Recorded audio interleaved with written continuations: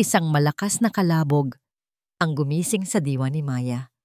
Kasunod nito ang pagsara ng pinto na halos ikayanig ng kinatatayuan niya. Ang bag niya na naglalaman ng lahat ng kanyang ari-arian sa mundo ay nakasalampak ngayon sa basang semento sa labas ng gate. Umuulan. Magnanakaw. Lumayas ka sa pamamahay ko. Huwag na huwag ka nang magpapakita pa sa akin. Ang mga salitang iyon, mas matalim pa sa anumang kutsilyo, ay paulit-ulit na tumatatak sa isipan ni Maya. Nanginginig ang kanyang mga labi, ngunit walang boses na lumalabas. Gusto niyang sumigaw. Gusto niyang sabihin na hindi totoo ang lahat ng iyon, na kailanman ay hindi dumaan sa isip niya na pagnakawan ang mga taong pinagsisilbihan niya. Pero huli na ang lahat. Ang bakal na gate ay nakasara na. Ang ilaw sa bintana ng kanyang dating amo ay namatay na rin. Tinalikuran na siya ng mundo. Napaluhod si Maya sa gitna ng daan. Hindi niya alintana ang malakas na buhos ng ulan na unti-unting bumabasa sa kanyang buong katawan. Ang lamig na gumagapang sa kanyang balat ay walang-wala kumpara sa lamig na bumabalot ngayon sa kanyang puso. Isang butil ng luha ang pumatak mula sa kanyang mata. Pagkatapos ay isa pa, hanggang sa humalo na ang mga ito sa tubig ulan na dumadaloy sa kanyang pisngi. Napayuko siya, ang kanyang mga balikat ay nayayanig sa bawat hikbi na pinipilit niyang itago. Saan siya pupunta ngayon? Wala siyang ibang kakilala sa Maynila. Ang kaunting naipon niya ay naipadala na niya sa Quezon para sa gamot ng kanyang ina. Bigla, isang kirot ang naramdaman niya sa kanyang dibdib. Mas matindi pa sa sakit ng pagpapalayas sa kanya. Ang nanay niya. Ang nanay niyang may sakit sa puso. Paano na ito? Nanginginig ang mga kamay na kinuha niya ang kanyang cellphone mula sa bulsa. Nagpapasalamat siyang hindi ito nabasa. Hinanap niya ang numero ng kanyang ina at pinindot ang call button. Pagkatapos ng ilang ring, isang pamilyar at mahinang boses ang sumagot. "Oh Maya, anak! Napatawag ka? Gabi na riyan." "Ah?" Pinilit ni Maya na buuin ang kanyang boses, nalunukin ang bara sa kanyang lalamunan. "Nay, kamusta na po kayo? Nakainom na po ba kayo ng gamot?" "Oo, anak. Huwag mo na akong alalahanin dito. Ikaw ang kamusta? Maayos ka lang ba riyan?" Napapikit si Maya ng mariin. "Magsinungaling ka, Maya. Para sa kanya." Okay na okay po ako, Nay. Medyo pagod lang po sa trabaho." Sagot niya habang pinipigilan ng isang hikbi. "Tumawag lang po ako para mangamusta. Saka may good news po ako." "Ano yon, anak?" May bonus po kami sa susunod na linggo. Ipadadala ko po agad para may pambili na kayo ng lahat ng reseta ni doktor." Isang sandali ng katahimikan ang sumunod. Pagkatapos ay narinig ni Maya ang mahinang pag-iyak mula sa kabilang linya. "Naku anak, salamat sa Diyos. Sobrang bait mo talaga. Huwag mong masyadong pagurin ang sarili mo, ha? Mahal na mahal ka namin ng mga kapatid mo." Doon na tuluyang bumigay si Maya. Itinakip niya ang isang kamay sa kanyang bibig para sugpuin ang malakas na pag-iyak. Bawat salita ng kanyang ina ay parang karayom na tumutusok sa kanyang puso. "Mahal na mahal ko rin po kayo, Nay. Sige po, matutulog na po ako. Maaga pa po ang gising ko bukas." "Sige anak, mag-iingat ka palagi. Mahal ka namin." Nang mamatay ang tawag, doon na ibinuhos ni Maya ang lahat. Ang bigat sa kanyang dibdib, ang pakiramdam ng kawalan ng pag-asa, ang sakit ng kasinungalingan. Wala na siyang pakialam kung may makakita man sa kanya. Sa gabing iyon, mag-isa lang siya sa malupit na syudad na ito. Nang mahimasmasan, dahan-dahan siyang tumayo. Niyakap niya ang kanyang bag at nagsimulang maglakad nang walang tiyak na patutunguhan. Ang mga ilaw ng sasakyan ay dumadaan, ang kanilang liwanag ay sumasalamin sa mga luhang patuloy na dumadaloy sa kanyang mukha. Bawat hakbang ay parang ang bigat Bawat patak ng ulan ay isang paalala ng kanyang kabiguan. Sa kanyang paglalakad, sa isang madilim na eskinita, may isang bagay na nakapukaw ng kanyang pansin. Isang anyo na nakahandusay sa tabi ng mga basurahan. Noong una, inakala niyang isa lang itong tambak ng basura, ngunit nang lumapit siya, nakita niya ang isang tao. Isang matandang lalaki. Nakasuot ito ng mamahaling damit. Isang suit na ngayon ay marumi at punit-punit na. Ang kanyang sapatos ay katas-katas din, ngunit halatang mamahalin. Nakahiga siya sa malamig na semento, walang malay, habang patuloy na binabasa ng ulan. Isang mag-asawang may payong ang dumaan sa tabi niya. Nagkatinginan lang sila at nagpatuloy sa paglakad na para bang wala silang nakita. Naramdaman ni Maya ang pag-atras ng kanyang mga paa. Dapat na siyang umalis. Anong pakialam niya sa isang estranghero? Sarili nga niya ay hindi niya matulungan. Iba pa kaya? Ngunit habang papalayo siya, isang imahe ang pumasok sa kanyang isip. Ang kanyang ina, na laging nagsasabi sa kanya, "Anak, gaano man kahirap ang buhay, laging may lugar para sa kabutihan, laging may mas nangangailangan sa'yo." Napahinto siya, napapikit. Nag-away ang isip at puso niya. Sinasabi ng isip niya na tumakbo, na unahin ang sarili. Ngunit ang puso niya, ang pusong pinalaki sa pagmamahal at habag, ay bumubulong na bumalik. Dahan-dahan siyang lumingon. Ang matandang lalaki ay naroon pa rin. Walang kalaban-laban sa bagsik ng panahon. Isang malalim na buntong hininga ang pinakawalan ni Maya. Hindi niya kayang talikuran ng isang taong nangangailangan ng tulong. Hindi siya pinalaki ng ganoon. Nilapitan niya ang lalaki. Lumuhod siya sa tabi nito. Hindi na alintana ang maruming tubig sa kalsada. Ang mukha nito ay may mga galos, at ang buhok nitong medyo maputi na ay basa at magulo. "Sir?" Tawag niya ng mahina. Ang boses ay nanginginig dahil sa lamig at kaba. "Sir, okay lang po ba kayo?" Inalog niya ng bahagya ang balikat nito, ngunit hindi ito gumalaw. "Sir?" Ulit niya, mas malakas na ngayon. Ipinatong niya ang kanyang mga daliri sa leeg nito para pakiramdaman kung may pulso pa. Nang maramdaman niya ang mahinang pagtibok, nakahinga siya ng maluwag. Buhay pa ito. Sinubukan niyang iangat ang ulo nito ng bahagya at doon niya nakita. Sa ilalim ng basang buhok, sa gilid ng kanyang sentido, ay may isang sugat. At mula roon, may bahid ng dugo na humahalo sa tubig ulan. Ang nakita niyang dugo, kahit kaunti lang, ay nagtulak kay Maya na kumilos. Nawala ang kanyang pag-aalinlangan na palitan ng isang biglaang pangangailangan na iligtas ang taong ito. Hinawakan niya ang braso ng lalaki at sinubukang iangat ito sa kanyang balikat. Diyos ko, ang bigat niya. Halos mapaluhod si Maya sa bigat ng lalaki.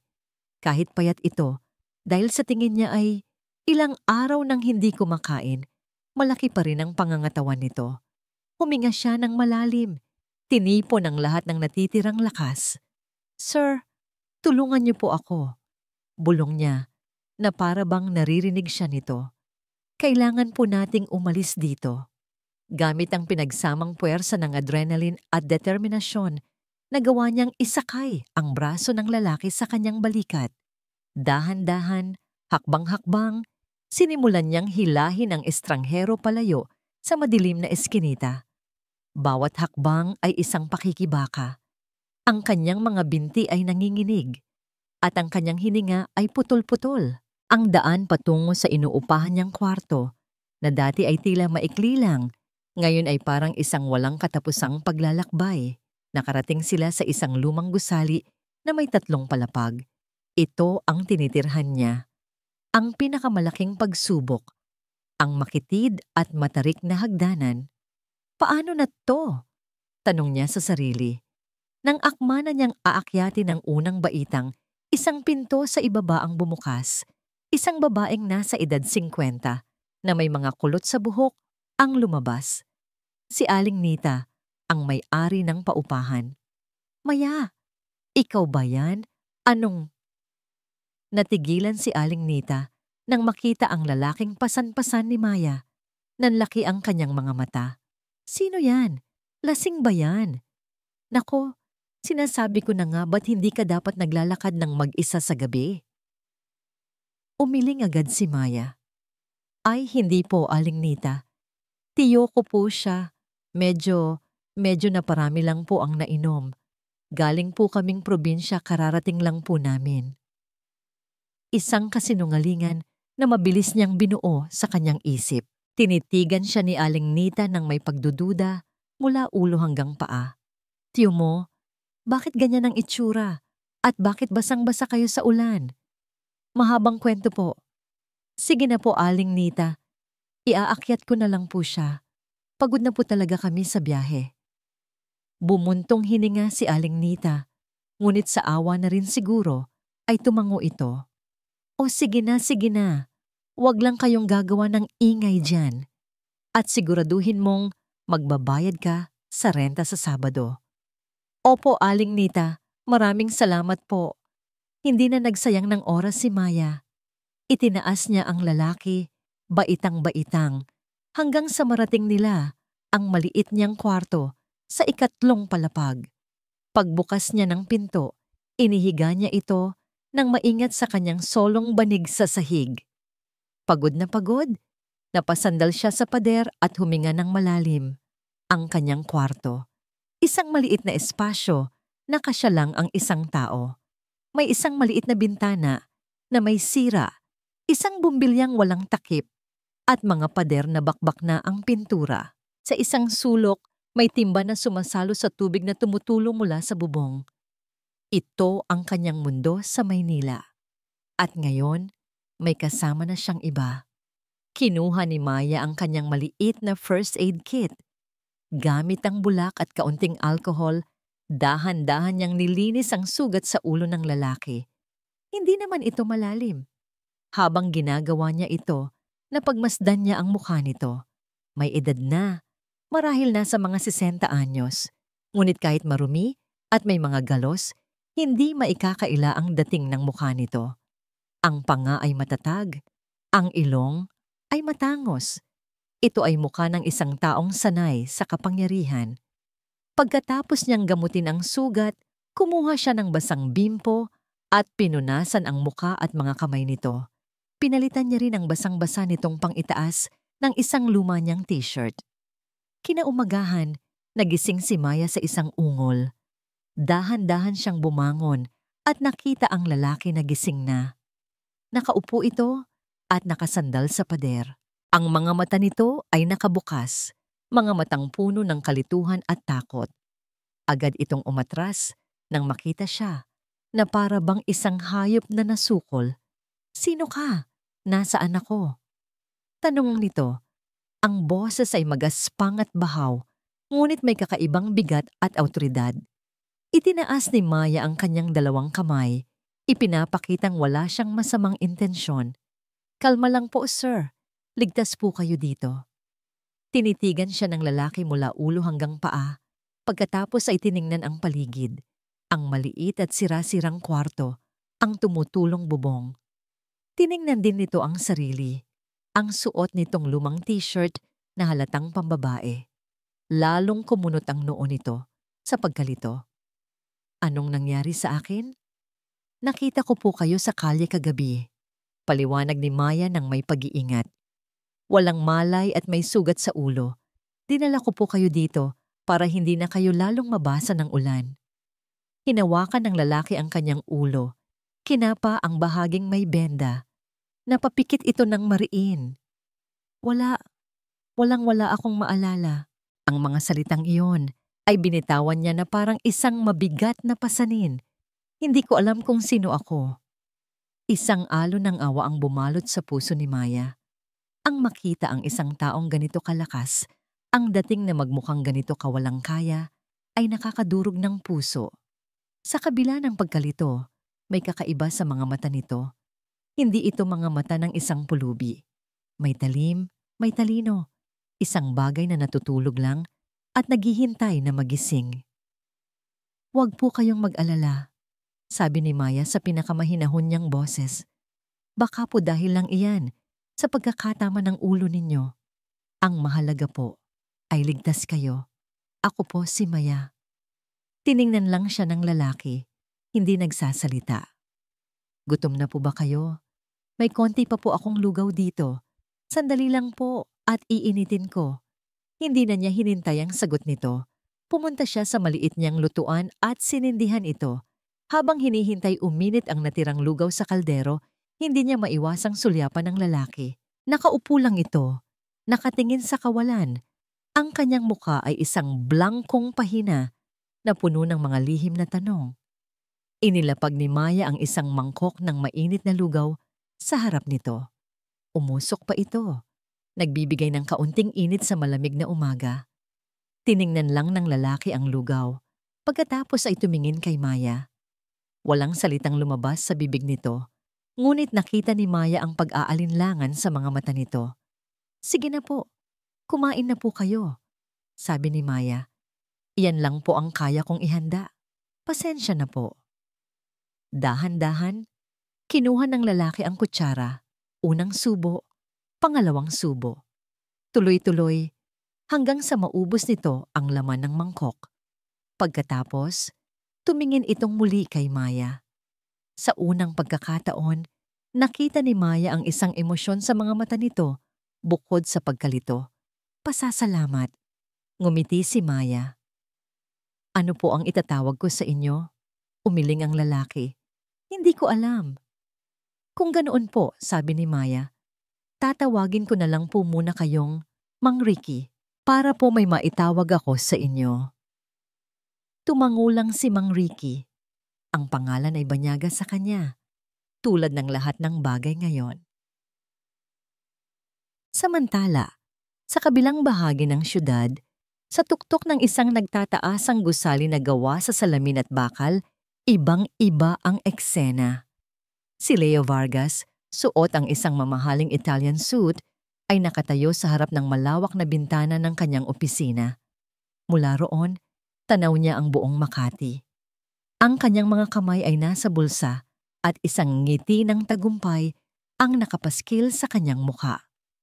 Sir Leo, sabi ng kanyang sekretarya mula sa pinto.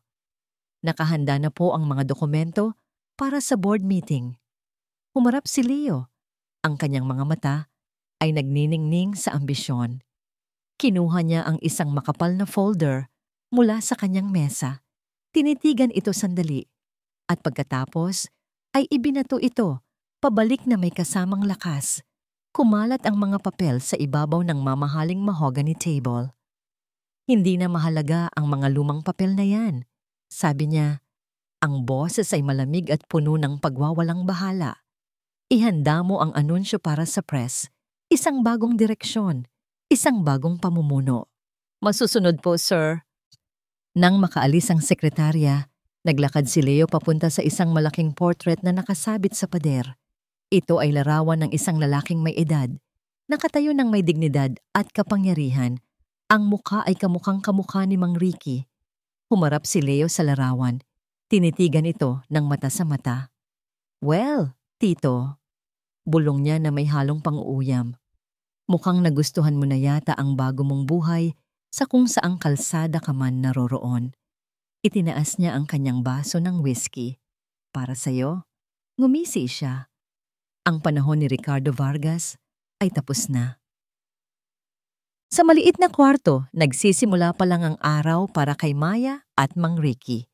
Nagawa ni Maya na makahanap ng kaunting trabahong labada sa kapitbahay para may pambili sila ng pagkain. Habang naglalaba siya, si Mang Ricky ay tahimik lang na nakaupo sa isang sulok. Pinapanood siya. Bigla, napahawak ito sa kanyang ulo. Isang malakas na ungol ang kumawala mula sa kanyang bibig. Nag-aalalang napatakbo si Maya palapit sa kanya.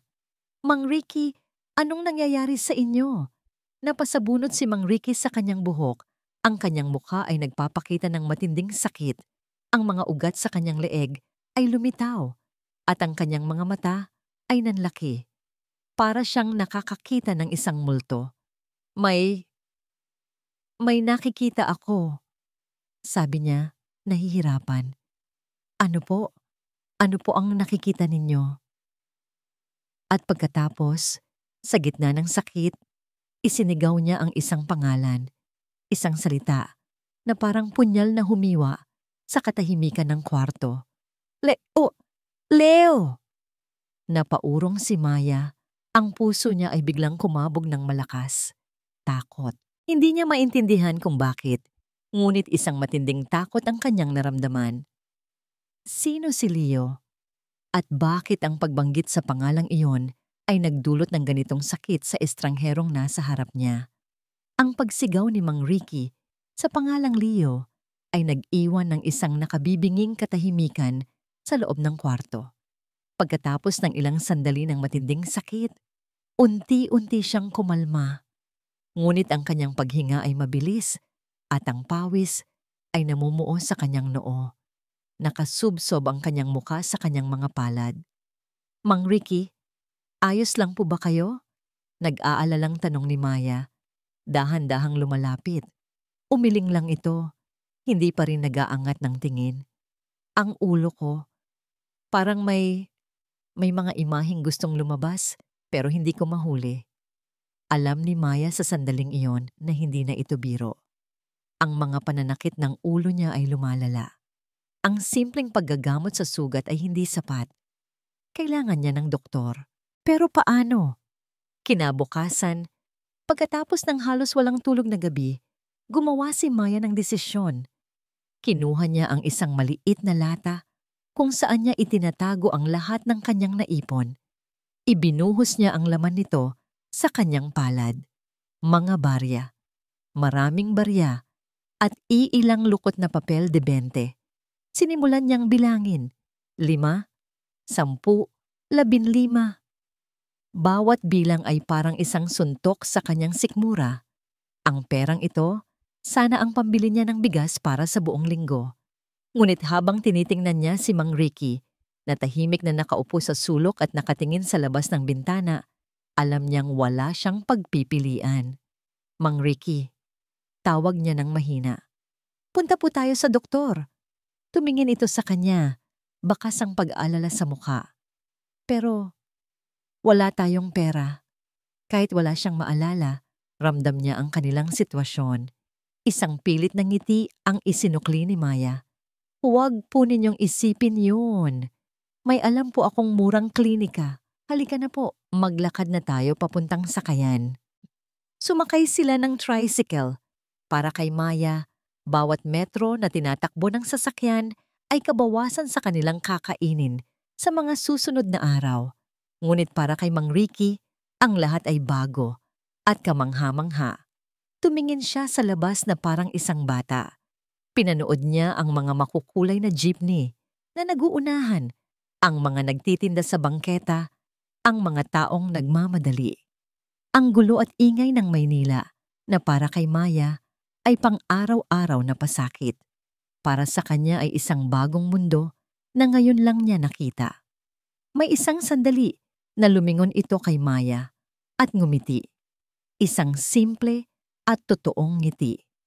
Sa kabila ng lahat ng bigat na nararamdaman ni Maya, gumaan ng kaunti ang kanyang pakiramdam. Paano niya pababayaan ang taong ito? Ang klinika ay isang maliit at masikip na lugar sa ilalim ng isang gusali. Puno ito ng mga tao, mga inang may kalong na sanggol, na umiiyak, mga matatandang umuubo, amoy gamot at paghihirap.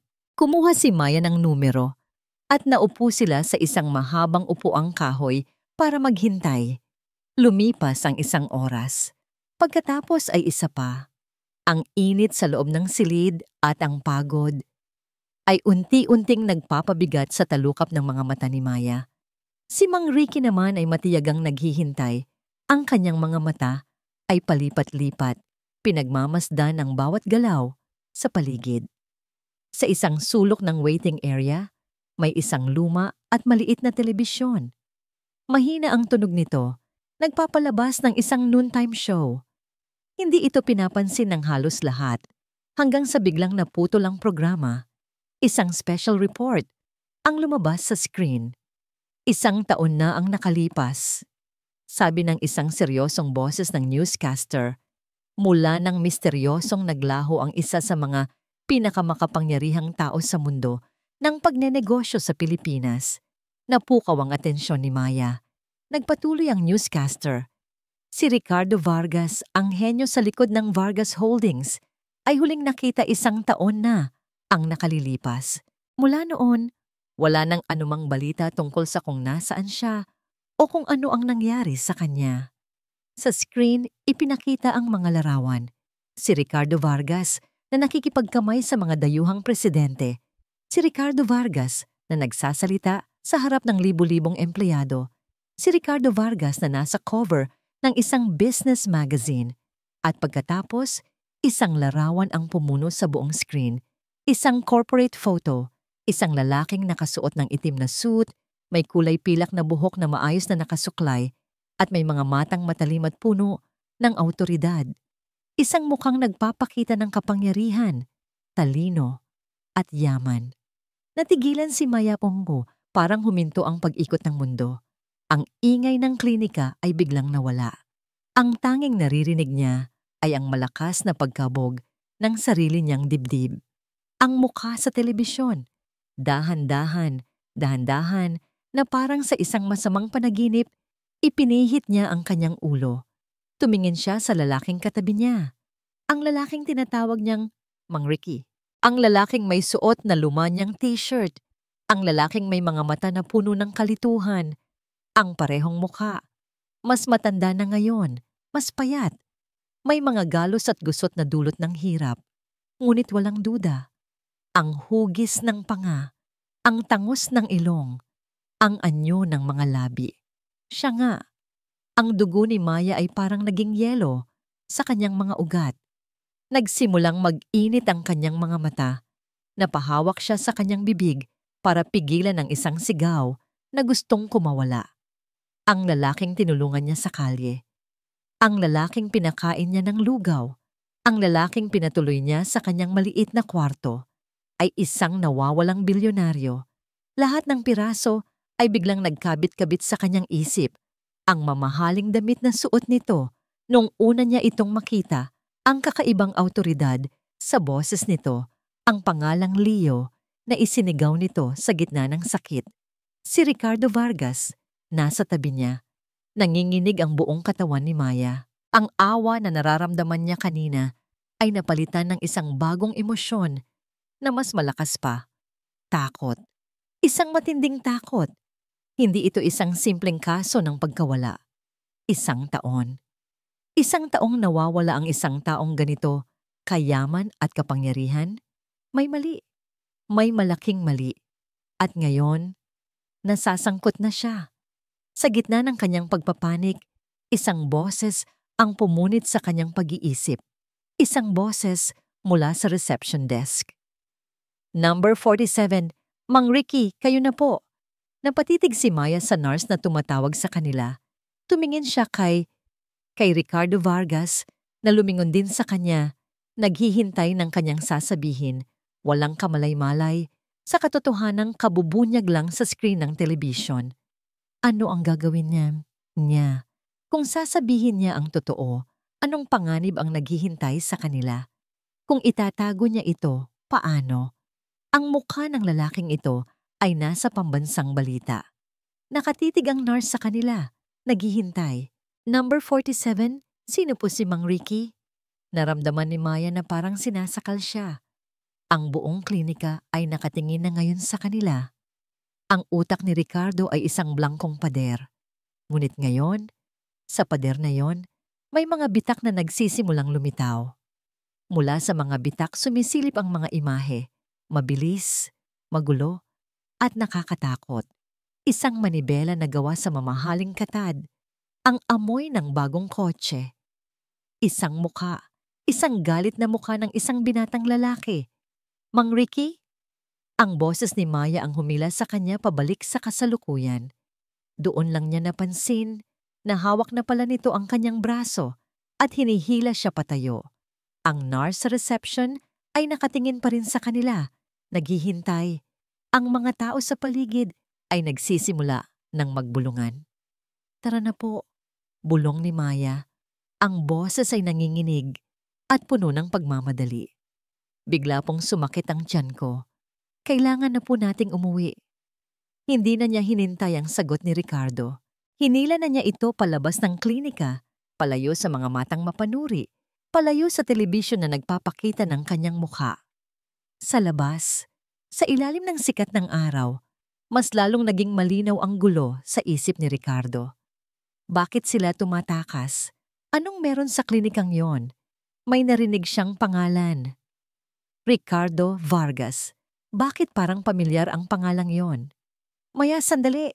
Sabi niya, sinusubukang huminto. Anong nangyayari? Ngunit hindi tumigil si Maya. Mas lalo pa nitong hinigpitan ng hawak sa kanyang kamay. Wala po, Mang Ricky. Kailangan lang po nating bilisan. Naramdaman ni Ricardo ang takot sa boses ni Maya. Isang takot na dalisay at totoo. At dahil doon, nagtiwala siya. Sa gitna ng lahat ng kaguluhan sa kanyang isip, ang tanging malinaw na bagay ay ang kamay ng babaeng ito. Ang kamay ni Maya. Mahigpit ang hawak niya rito, na para bang ito ang tanging bagay na pumipigil sa kanya na malunod sa kawalan. Naglakad sila ng mabilis, lumiko sa mga eskinita, umiiwas sa mga pangunahing kalsada. Bawat ugong ng sasakyan sa kanilang likuran ay nagpapatindig ng balahibo ni Maya. Bawat sulyap ng mga tao ay parang isang akusasyon.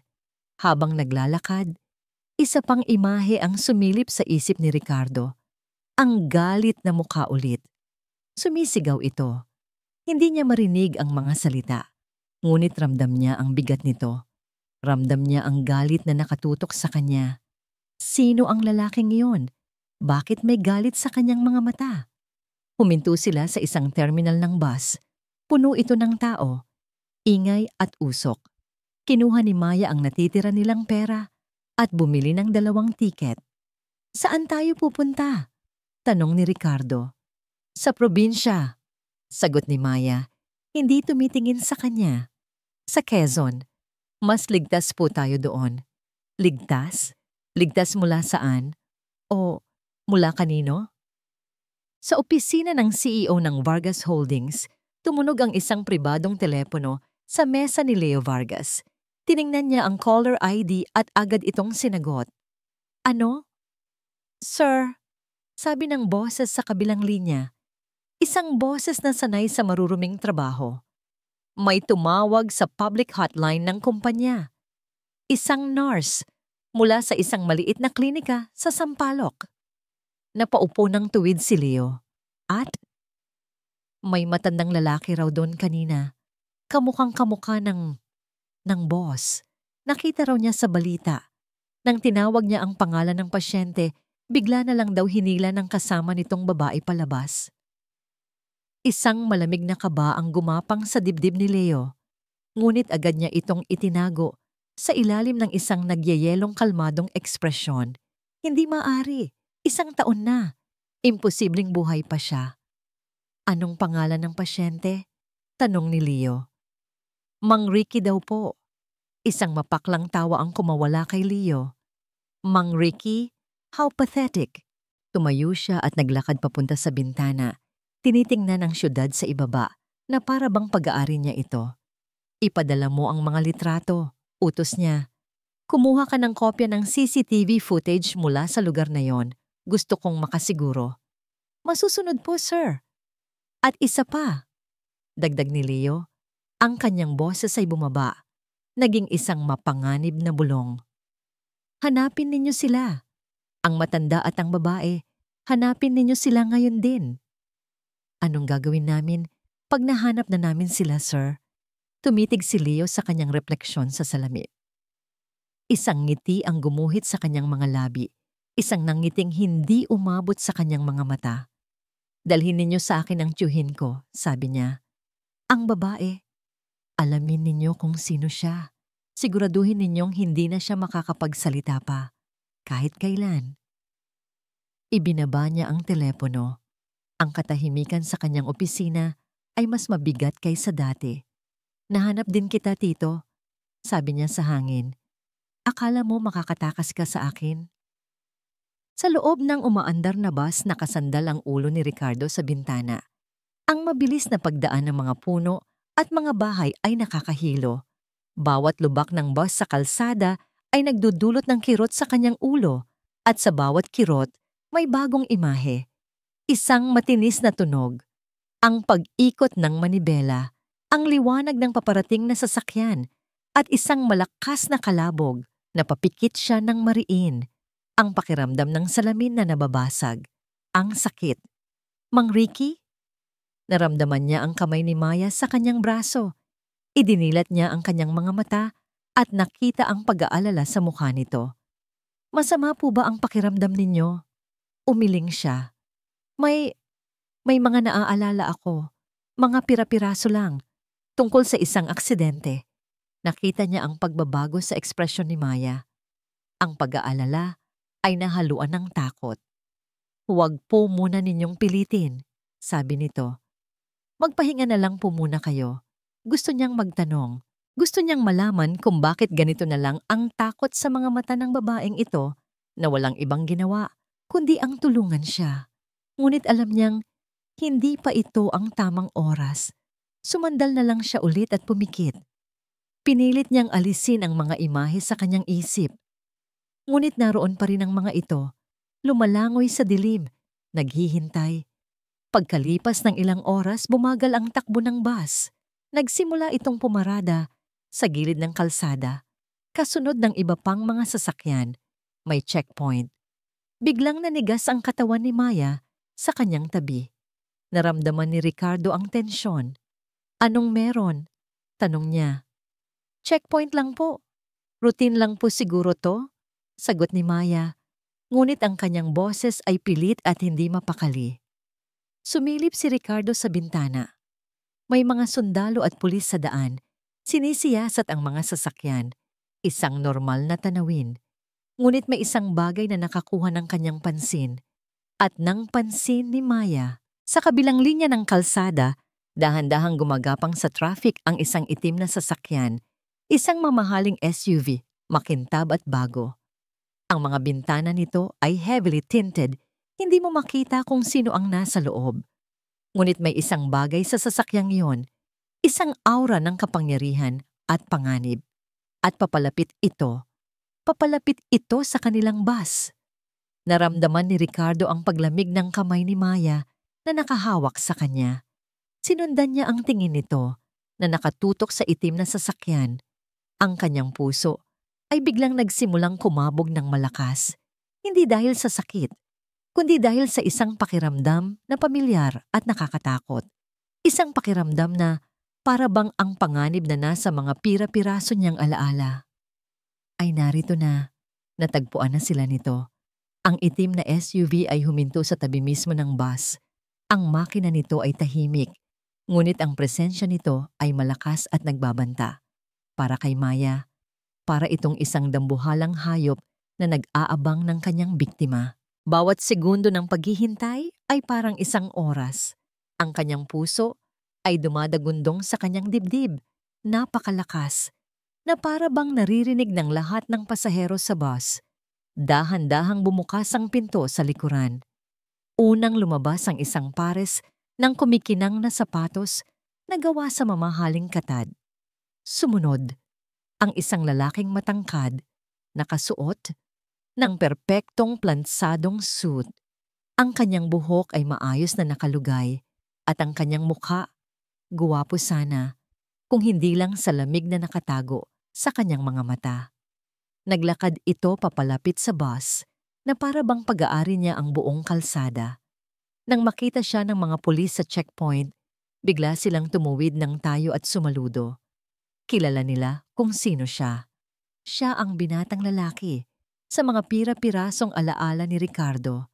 Siya ang panganib. Tito Ricardo! Ang boses niya ay malakas at puno ng isang pekeng pag-aalala. Umakyat siya sa bus. Bawat hakbang niya ay mabigat at may layunin. Ang mga pasahero ay napatingin, nagtataka kung anong nangyayari. Nang makita ni Ricardo ang mukha ng lalaki, bigla siyang nanigas. Ang pagkalito, Sa kanyang mga mata ay napalitan ng purong takot. Walang salitang lumabas sa kanyang bibig, ngunit ang kanyang katawan ay nagsalita para sa kanya. Umatras siya, lumayo sa lalaki, at nagtago sa likuran ni Maya na para bang si Maya sa kanyang maliit na pangangatawan ay isang pader na bakal na kayang protektahan siya. Ang kilos na yun ay hindi nakaligtas sa mga mata ni Leo. Isang mabilis na kislap ng inis ang dumaan sa kanyang mukha bago ito napalitan muli ng isang mapagkunwaring ngiti. Tito, salamat sa Diyos at natagpuan din kita, sabi ni Leo. Ang kanyang mga mata ay nakatutok kay Ricardo, ngunit ang kanyang mga salita ay para sa lahat ng nakakarinig. 1 taon, Tito. 1 taon kitang hinanap. Nag-alala kaming lahat sa'yo. Hindi sumagot si Ricardo. Nanginginig lang ito sa likod ni Maya. Pagkatapos ay ibinaling ni Leo ang kanyang tingin kay Maya. Ang kanyang mga mata ay sinuri si Maya mula ulo hanggang paa. Ang luma nitong damit, ang pagod nitong mukha. Isang ngiti ang sumilay sa kanyang labi. At ikaw, sabi niya, ang kanyang boses ay naging malambing na mas lalong nakakatakot. Ikaw siguro ang anghel na nagligtas sa tiyuhin ko. Hindi mo alam kung gaano kalaki ang utang na loob ko sa'yo. Hindi makapagsalita si Maya.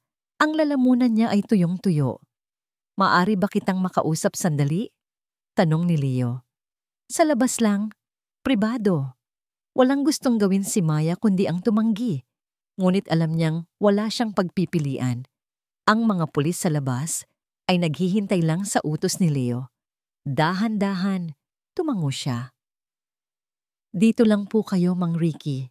Bulong niya kay Ricardo bago siya bumaba ng bus. Babalik po ako agad. Sa labas, sa gilid ng maingay na kalsada, hinarap ni Leo si Maya. Ang pekeng ngiti ay naroon pa rin. Maya, tama ba? Tanong niya. Alam niya ang pangalan niya. Kinilabutan si Maya. Gusto kong malaman mo na ang pamilya Vargas ay hindi nakakalimot sa mga taong tumutulong sa amin. Ang ginawa mo para sa Tito Ricardo, hindi yun matatawaran. Naglabas siya ng isang sobre mula sa loob ng kanyang coat. May sakit ang tiyuhin ko, Maya. Malubha ang kondisyon niya. Kailangan niya ng pinakamagagaling na doktor, ng pinakamagandang ospital, mga bagay na alam kong hindi mo kayang ibigay. Ang bawat salita ay magalang, ngunit sa ilalim nito may insulto. Isang paalala kung gaano kaliit si Maya sa mundong ito. Ito, sabi ni Leo, iniabot ang sobre kay Maya. Isang munting pasasalamat. Nanginginig ang mga kamay na tinanggap ni Maya ang sobre. Binuksan niya ito, sa loob may isang tseke. Napasinghap siya nang makita ang halaga. 10 million pesos, 10 milyon. Parang umikot ang kanyang paningin. Ang numerong yon, hindi niya iyon kikitain kahit magtrabaho pa siya sa 10 buhay niya. Ang numerong yon ang sagot sa lahat. Ang operasyon ng kanyang ina, ang pag-aaral ng kanyang mga kapatid, isang bahay na hindi tumutulo ang bubong, isang buhay na walang gutom. Ang lahat ng pangarap niya, ang lahat ng dasal niya, ay nasa piraso ng papel na yon. Tanggapin mo, sabi ni Leo. Ang boses ay parang isang ahas na nangaakit. At ibigay mo sa akin si Tito Ricardo. Iuwi mo na ang pera sa pamilya mo. Kalimutan mo na ang lahat ng ito. Kalimutan mo na nakilala mo siya. Mag-umpisa ka ng bagong buhay. Nakatitig lang si Maya sa tseke. Ang mga numero ay nagsasayaw sa harap ng kanyang mga mata. Ito na ang katapusan ng lahat ng kanyang paghihirap. Kailangan lang niyang tumango. Kailangan lang niyang iwan ang isang matandang lalaki na wala namang maalala. Ngunit pagkatapos, dahan-dahan niyang inangat ang kanyang tingin. Mula sa kinatatayuan niya, nakita niya ang bintana ng bus. At sa bintanang iyon, nakadungaw si Ricardo. Nakatingin ito sa kanya. Ang kanyang mga mata ay puno ng takot at pagsamo. Mga mata ng isang taong nagtitiwala sa kanya. Mga mata ng isang taong walang ibang kakampi sa mundo, kundi siya. Biglang naging malinaw ang lahat. Ang 10 milyon, ang bahay, ang magandang buhay. Ano ang halaga ng lahat ng iyon kung ipagkakanulo niya ang nag-iisang taong nagtiwala sa kanya? Ano ang sasabihin ni Bini niya sa kanyang ina na nagturo sa kanya na ang kabutihan ay hindi nabibili ng pera? Huminga ng malalim si Maya. Tinitigan niya si Leo ng diretso sa mga mata at pagkatapos, sa isang mabagal ngunit desididong kilos, pinunit niya ang tseke sa gitna at pinunit niya ulit at ulit ang maliliit na piraso ng papel na nagkakahalaga ng 10 milyon. Milyon ay nilipad ng hangin sa gilid ng kalsada. Ang ngiti sa mukha ni Leo ay unti-unting naglaho. Hindi siya sasama sa'yo, sabi ni Maya. Ang kanyang boses ay mahina, ngunit matatag. Puno ng isang tapang na ngayon lang niya naramdaman sa buong buhay niya. Isang sandali nang nakabibinging katahimikan ang namagitan sa kanila. Ang ingay ng traffic ay parang nawala. Ang mukha ni Leo, na kanina ay puno ng pekeng kabaitan, ay naging isang malamig na maskara. Ang kanyang mga mata, na kanina ay kunwaring nag-aalala, ngayon ay nagliliyab sa isang malamig na apoy. Ang kanyang mga panga ay nagtiim. Naintindihan ko, sabi niya sa isang boses na kasing lamig ng yelo. Mukhang pinili mo ang mahirap na paraan. Humarap siya kay Maya. Ang kanyang anino ay bumabalot sa dalaga. Kakasabi ko lang na ang pamilya Vargas ay hindi nakakalimot. Bulong niya, ang bawat salita ay isang banta. Tandaan mo yan, Maya de la Cruz. Tandaan mo yan.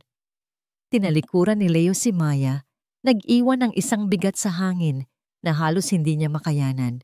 Hindi na niya ito pinanood na sumakay sa itim na SUV. Sa halip, mabilis siyang bumalik sa bus. Ang kanyang puso ay kumakabog dahil sa pinaghalong takot at isang kakaibang tapang. Pag-akyat niya, sinalubong siya ng mga mata ni Ricardo. Walang salita, ngunit puno ng tanong. Hinawakan ni Maya ang kamay nito. Umalis na po sila, bulong niya. Kailangan na po nating bumaba. Sa gitna ng kalituhan ng ibang pasahero at ng pagmamadali sa checkpoint, mabilis silang nakababa sa kabilang panig ng bus, palayo sa paningin ng mga tauhan ni Leo. Naglakad sila ng mabilis, lumusot sa isang maliit na palengke sa gilid ng daan at nawala sa dami ng tao. Alam ni Maya na hindi sila ligtas hanggat abot tanaw pa rin sila ng kalsadang yon. Kaya't nagpatuloy sila sa paglalakad, palayo sa kabihasnan, hanggang sa ang ingay ng mga sasakyan ay napalitan ng ugong ng mga alon. Pagkalipas ng ilang araw, natagpuan nila ang kanilang sarili sa isang maliit na nayon sa tabi ng dagat. Isang lugar na parang nakalimutan na ng panahon. Ang mga bahay ay simple, gawa sa kahoy at nipa, at ang mga tao ay nabubuhay sa pangingisda. Dito, walang nakakakilala sa kanila. Dito, sila ay dalawang ordinaryong tao lang na naghahanap ng kapayapaan. Umupa si Maya ng isang maliit na kubo, malapit sa dalampasigan, gamit ang kaunting pera na natitira sa kanya. Ang buhay ay simple. Sa umaga, tutulong si Maya sa mga mangingisda sa pag-aayos ng kanilang mga lambat para sa kaunting bayad o isang tali ng isda. Sa hapon, maglalakad sila ni Ricardo sa dalampasigan. Dito sa katahimikan ng nayon, unti-unting nagbago si Ricardo. Ang takot sa kanyang mga mata ay napalitan ng kalmadong pagmamasid. Ngumumingiti na siya, lalo na kapag pinapanood niya ang mga batang naglalaro sa buhangin. Nagsimula na rin siyang tumulong sa mga simpleng gawain. Nagsisibak ng kahoy, nag-iigib ng tubig. Ang mga kamay niya, na halatang hindi sanay sa magaspang na trabaho, ay nagkakaroon ng kalyo, ngunit ang kanyang espiritu ay unti-unting gumagaling. Isang hapon, habang naglalakad sila sa dalampasigan at pinapanood ang paglubog ng araw, nagsalita si Ricardo. Salamat, Maya, sabi niya. Ang kanyang tingin ay nasa malayong abot tanaw. Para po saan, Mang Ricky? Para dito, sagot niya. Iginuhit ang kamay sa hangin na para bang niyayakap ang buong paligid. Para sa kapayapaan. Dati, ang isip ko ay parang isang maingay na bagyo. Ngayon, parang ganito na lang. Itinuro niya ang mahinang paghampas ng ngalon sa dalampasigan. Sa sandaling iyon, nakaramdam si Maya ng isang kaligayahan na simple at totoo. Ito na siguro ang buhay na para sa kanila. Isang buhay na malayo sa panganib, malayo kay Leo Vargas. Ngunit ang kapayapaan ay isang marupok na salamin at malapit na itong mabasag. Kinailangan ni Maya na pumunta sa palengke, sa sentro ng bayan, mga 1 oras na lakaran mula sa kanilang nayon, para bumili ng gamot sa ubo para kay Ricardo. Habang naglalakad siya sa masikip na pasilyo ng palengke, sa gitna ng amoy ng mga isda at gulay, isang pamilyar na boses ang narinig niya mula sa kanyang likuran. Isang boses na nagpalamig sa kanyang dugo. Maya? Maya de la Cruz, ikaw nga! Dahan-dahan siyang lumingon.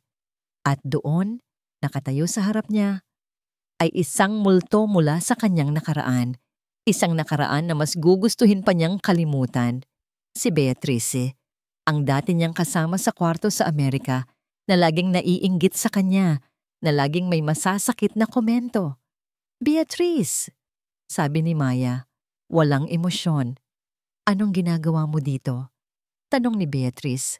Ang kanyang mga mata ay puno ng pagtataka at isang hindi maitatagong pagmamaliit. Akala ko ba nasa Maynila ka? Nagpapakaalila? Huwag mong sabihing pinalayas ka na naman. Bago pa man makasagot si Maya, lumitaw si Ricardo sa kanyang likuran. Dala-dala ang isang bayong ng mga gulay. Maya, nakuha ko na ang mga kamatis na. Natigilan si Ricardo nang makita si Beatrice at natigilan din si Beatrice nang makita si Ricardo. Nanlaki ang kanyang mga mata. Kahit gusgusin at payat, hindi maipagkakaila ang mukha sa balita. Ang mukha ng nawawalang bilyonaryo. Tumingin si Beatrice kay Ricardo, pagkatapos ay kay Maya, at pagkatapos ay pabalik kay Ricardo. Ang pagtataka sa kanyang mukha ay biglang napalitan ng isang bagay na mas madilim, isang kislap ng pagkalkula, ng oportunidad, isang pekeng ngiti ang biglang sumilay sa labi ni Beatrice. Wow, Maya, mukhang nakahanap ka ng sponsor, ah? Hindi na nagsalita si Maya. Hinawakan niya ang kamay ni Ricardo. Tara na po, Mang Ricky. Umuwi na tayo. Habang papalayo sila, naramdaman ni Maya ang mga mata ni Beatrice na nakatitig sa kanilang likuran na parang isang buwitre na nakahanap ng kanyang biktima. Pag-uwi nila, hindi mapakali si Maya. Ang pagkikita nila ni Beatrice ay hindi isang simpleng pagkakataon. Masama ang kutob niya.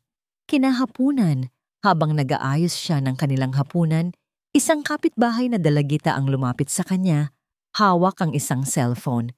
Ate Maya, sabi ng dalagita, trending ka po sa Facebook. Ano?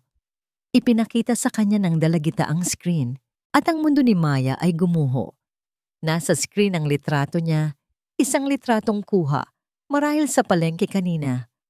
Sa tabi nito, ang corporate photo ni Ricardo Vargas at sa ibabaw, isang malaking headline na nakasulat sa pula. Babala, isang nagpapanggap na mabait. Kinidnap ang nawawalang bilyonaryo para perahan. Sa ilalim, isang mahabang post. Isinulat di umano ni Beatrice. Kinukwento nito kung paano niya nahuli si Maya, isang desperadang babae na ginagamit ang pagiging probinsyana para lokohin ang isang matandang may sakit para makuha ang pera nito. Puno ito ng mga kasinungalingan. Bawat salita ay idinisenyo para sirain siya. Nanginginig ang mga kamay ni Maya habang nag-scroll siya pababa. Libo-libo na ang shares. Ang comment section ay isang ilog ng galit at panghuhusga. Walang hiya kang babae ka. Mamatay ka na sana. Kaya nasisira ang imahe ng mga OFW dahil sa mga tulad mo. I-save si Mr. Vargas. Ikulong ang kidnapper na yan. Nabitawan ni Maya ang cellphone. Napasandal siya sa dingding ng kanilang kubo. Nahihirapang huminga. Ito pala ang plano ni Beatrice. Ito ang ganti niya. Maya-maya pa, narinig niya ang mga bulungan sa labas. Sumilip siya sa maliit na siwang sa dingding. Ang mga kapitbahay niya, ang mga taong ngumingiti sa kanya tuwing umaga, ay nagkukumpulan na ngayon, nakatingin sa kanilang kubo. Ang mga ngiti ay wala na, napalitan ng mga matang puno ng pagdududa at galit.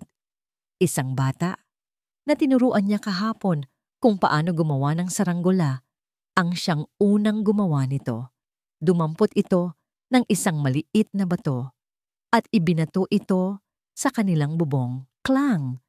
Ang tunog ay hindi malakas, ngunit para kay Maya, ito ay kasing lakas ng isang putok ng baril. Sinundan ito ng isa pa at isa pa. Napatingin siya kay Ricardo na nakatayo sa gitna ng kubo, hindi naiintindihan ang nangyayari, ngunit ramdam ang panganib. Maya hindi naligtas dito. Ang kanilang munting paraiso ay naging isang kulungan. Ang mga taong akala niya ay mga kaibigan ay mga kaaway na ngayon. Ang kasinungalingan ni Beatrice ay mas mabilis kumalat kaysa sa katotohanan. At alam ni Maya, habang nakikinig siya sa mga galit na sigaw at sa mga batong bumabagsak sa kanilang bubong, na kailangan na naman nilang tumakas. Ang tunog ng mga batong tumatama sa yero nilang bubong ay parang mga putok ng baril sa isipan ni Ricardo. Bawat kalabog ay nagdudulot ng isang matalim na kirot sa kanyang ulo. At sa bawat kirot, isang imahe ang sumusulpot, isang galit na mukha, mga salitang hindi niya marinig, ang manibela ng isang kotse. Nakita niya ang takot sa mga mata ni Maya. Isang takot na hindi para sa sarili nito, kundi para sa kanya. At sa sandaling iyon, isang bagay sa loob ni Ricardo ang nagbago. Ang dating pagkalito at pagiging parang isang bata ay napalitan ng isang damdaming matagal nang natutulog. Ang pangangailangang protektahan siya. Mag-empake ka na, sabi niya. Ang kanyang boses ay biglang naging mas matatag, mas malalim.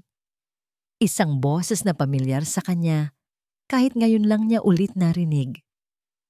Nagulat si Maya sa pagbabago ng kanyang tono, ngunit tumango ito agad. Walang tanong-tanong. Mabilis itong kumilos. Isinilid sa isang lumang bag ang kanilang iilang damit at ang natitirang pagkain. Habang nag-aayos si Maya, ang mata ni Ricardo ay napako sa isang sulok ng kubo. Doon nakasabit ang luma at punit-punit na suit na suot niya noong una siyang natagpuan ni Maya. Ang damit na yon, may kung anong bumubulong sa kanya na may mahalagang bagay doon. Nilapitan niya ito, kinapa niya ang mga bulsa sa loob ng coat, at doon, naramdaman niya ang isang malamig at matigas na bagay. Inilabas niya ito, isang cellphone. Ang screen nito ay basag na parang gagamba, at ang katawan nito ay may mga gasgas. Ngunit nang hawakan niya ito, isang malakas na pagyanig ang naramdaman niya sa kanyang utak. Isang buong eksena ang biglang nag-play sa kanyang isipan na parang isang sirang pelikula. Nasa loob siya ng kotse. Gabi. Umuulan. Katabi niya sa driver's seat si Leo. Nagtatalo sila. Hindi mo makukuha ang kumpanya sa ganitong paraan, Leo. Sigaw ng boses niya sa alaala. Ang sarili niyang boses, puno ng kapangyarihan at galit. Bakit hindi, Tito? Dahil hindi ako ang paborito mo? Sagot ni Leo. Ang mukha ay napuno ng inggit at puot. Isang matinis na tunog ng preno. Isang nakakasilaw na ilaw. Mang Ricky! Ang sigaw ni Maya ang nagpabalik sa kanya sa kasalukuyan. Napaluhod siya. Hawak-hawak ang kanyang ulo. Ang cellphone ay nahulog mula sa kanyang kamay. Ang cellphone? Sabi niya, humihingal. Kailangan nating buksan. Pinulot ni Maya ang cellphone. Pero, sira na to. At wala tayong charger. Hanapan mo ng paraan, Maya, pakiusap. Sabi ni Ricardo, tinititigan siya ng diretso sa mga mata. Mahalaga yan. Alam ko. Nararamdaman ko. Ang mga sigawan sa labas ay lalong lumalakas. Wala na silang oras. Tumakbo palabas si Maya sa likurang pinto. Alam niya kung saan pupunta. Sa bahay ni Aling Marites, ang nilalabhan niya. Ang anak nitong dalagita ay may bagong cellphone. Baka pareho lang ang charger. Ang ilang minutong pag-aantay ay parang habambuhay para kay Ricardo. Naiiwan siyang mag-isa kasama ang mga multo ng kanyang nakaraan. Ang mukha ni Leo. Ang pagtataksil. Bumalik si Maya, dala ang isang itim na charger. Hingal na hingal, ngunit may pag-asa sa kanyang mga mata. Sana gumana. Isinaksak niya ang charger sa nag-iisang saksakan sa kubo. Isinaksak niya ang kabilang dulo sa basag na cellphone. Walang nangyari. Sige na, bulong ni Maya. Nagantay sila. 1 segundo, 2, 3, at pagkatapos 1 himala. Umilaw ang basag na screen. 1 logo ang lumitaw at pagkatapos ay 1 icon ng baterya na may pulang linya. Nagcha-charge. Nakahinga sila ng maluwag. Ang mga sigaw sa labas ay parang humina. Sa loob ng maliit na kubo, ang tanging mahalaga ay ang liwanag mula sa basag na screen.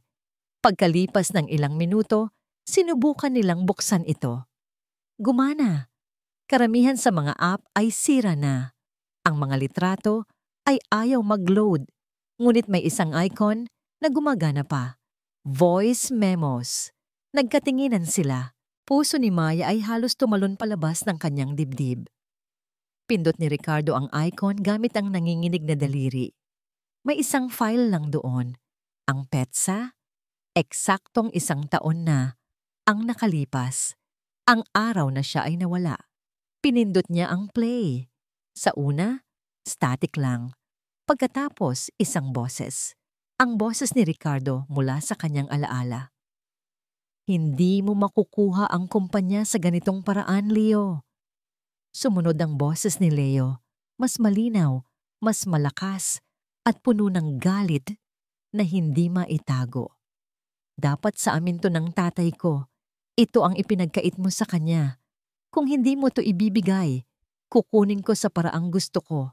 Magbabayad ka, tito. Pagkatapos ng mga salitang iyon, 1 sunod-sunod na tunog ang kanilang narinig. Ang matinis na pagpreno ng gulong sa basang kalsada. 1 nakakabinging pagbangga ng metal. Ang tunog ng salamin na nababasag at nagkapira-piraso. At pagkatapos, katahimikan. Nagtapos ang recording. Nakatitig lang si Maya at Ricardo sa isa't isa. Hindi sila makapagsalita. Ang hangin sa loob ng kubo ay biglang naging mabigat. Ang kanilang mga kamay ay nanginginig. Ang hawak nila ay hindi lang isang sirang cellphone. Ang hawak nila ay ang katotohanan. Isang katotohanang nakarecord. Hindi maitatanggi. 1 sandata. 1 susi para mabawi ang lahat. 1 ngiti ang unti-unting sumilay sa labi ni Maya. 1 ngiti ng pag-asa. Tumingin siya kay Ricardo at nakita rin niya ang parehong liwanag sa mga mata nito. Sa wakas, may laban na sila. Sa wakas, may pag-asa na. At sa eksaktong sandaling iyon ng munting tagumpay, 1 malakas na kalabog ang yumanig sa buong kubo. Blag. Ang pinto, na gawa lang sa manipis na kawayan, ay bumagsak papasok. Napasigaw si Maya sa gulat. Sa nabuksang pinto, pumasok ang 2 unipormadong pulis. Ang kanilang mga mukha ay seryoso at walang emosyon. Sa likuran nila, sumunod ang isang grupo ng mga kalalakihang nakasibilyan. Malalaki ang katawan, mga taong halatang hindi taga-nayon. At sa likuran nilang lahat, nakatayo ang pinuno ng mga pulis sa bayan. Ang kanyang tiyan ay malaki at ang kanyang tingin ay malamig. Nanigas si Maya sa kanyang kinatatayuan. Ang cellphone ay mahigpit pa ring hawak ni Ricardo.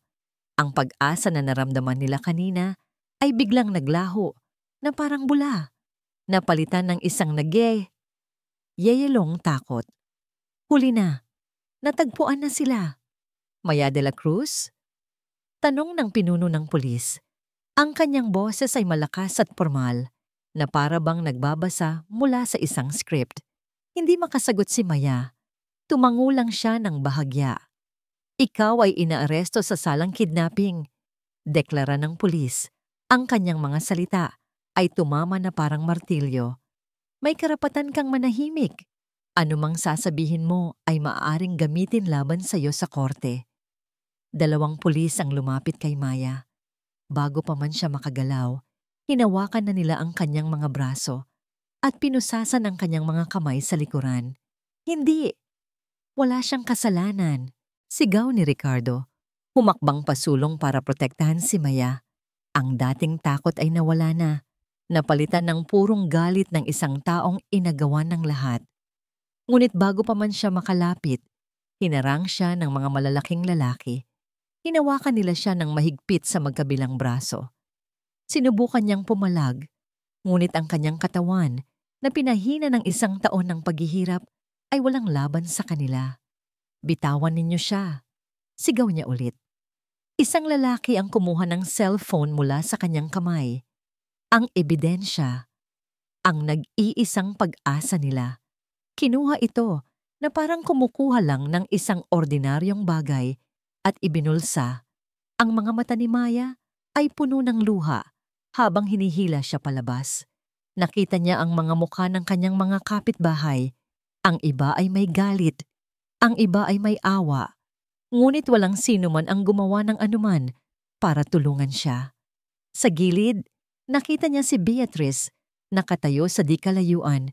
Isang ngiti ng tagumpay ang nakapaskil sa kanyang mukha. Ang huling nakita ni Maya, bago siya isinakay sa police mobile, ay ang mukha ni Ricardo. Nakatingin ito sa kanya. Ang mga mata ay puno ng sakit, galit at kawalan ng pag-asa. Sumisigaw ito ng kanyang pangalan. Maya! Ang sigaw na yon ay humiwa sa puso ni Maya. Pagkatapos, isinara ang pinto ng sasakyan at ang tanging naririnig na lang niya ay ang sirena ng pulis. Habang papalayo ang sasakyan, hinila rin ang nagpupumiglas na si Ricardo papunta sa isang itim na van na walang plaka. Ipinasok siya sa loob. Isinara ang pinto at sa isang iglap, lahat ay nawala. Ang ebidensya, ang kalayaan, ang isa't ng isa. Ang tunog ng sirena ay isang walang katapusang paghagulgol sa pandinig ni Maya. Ang mga pulang ilaw na umiikot ay nagpinta ng mga nakakahilong anino sa loob ng police mobile. Nakaupo siya sa likod. Ang lamig ng posas ay gumagapang mula sa kanyang mga pulso hanggang sa kanyang buong katawan. Isinara niya ang kanyang mga mata, ngunit ang tanging nakikita niya ay ang mukha ni Ricardo. Puno ng sakit, puno ng kawalan ng pag-asa. Ang sigaw nito ng kanyang pangalan ay paulit-ulit na umalingaw-ngaw sa kanyang isipan. Mas malakas pa kaysa sa sirena sa labas. Nasaan na kaya siya ngayon? Ano na kaya ang ginagawa sa kanya? Ligtas ba siya? Ang mga tanong ay parang mga lason na kumakalat sa kanyang utak. Isang butil ng luha ang pumatak sa kanyang pisngi, mainit at mapait. Ang lahat ng tapang na naramdaman niya kanina. Noong pinunit niya ang tseke, noong nahanap nila ang recording, ay nawala na. Napalitan ito ng isang malawak at madilim na kawalan. Pagdating sa istasyon ng pulis, halos kaladkarin siya palabas. Bawat pulis na madaanan niya ay tinitingnan siya na para bang siya ang pinakamasamang kriminal sa mundo. Ang mga bulungan ay parang mga bubuyog na umiikot sa kanyang tainga. Ito ba yung kidnapper? Mukha namang inosente, pero yan ang mga delikado. Kawawa naman si Mr. Vargas. Sa lobby, bago siya dalhin sa selda, nakita niya si Beatrice. Nakasandal ito sa pader. Ang mga braso ay nakahalukip-kip. Isang ngiti ng tagumpay ang nakapinta sa kanyang mukha. Nagtama ang kanilang mga mata. Walang sinabi si Beatrice, ngunit ang kanyang tingin ay sumisigaw. Panalo ako. Talo ka. Dinala si Maya sa isang maliit at malamig na interrogation room. Pinaupo siya sa isang upuang bakal na nakakabit sa sahig. May isang mesa lang sa pagitan nila ng pader. Pagkatapos ng halos 1 oras na paghihintay sa katahimikan, bumukas ang pinto. Hindi pulis ang pumasok. Si Leo Vargas. Nakangiti ito. Isang ngiting kalmado at nakakakilabot. Umupo ito sa upuan sa tapat niya. Ipinatong ang mga kamay sa mesa. Para silang nag-uusap lang sa isang coffee shop. "Kumusta ka na, Maya?" tanong niya. Ang boses ay malambing pa rin. "Hindi maganda ang huli nating pagkikita, di ba?" Hindi umimik si Maya. Tinitigan lang niya ito. Ang galit ay nagsisimulang pumalit sa kanyang takot. "Alam mo," pagpapatuloy ni Leo, "hinangaan kita noon. Talaga.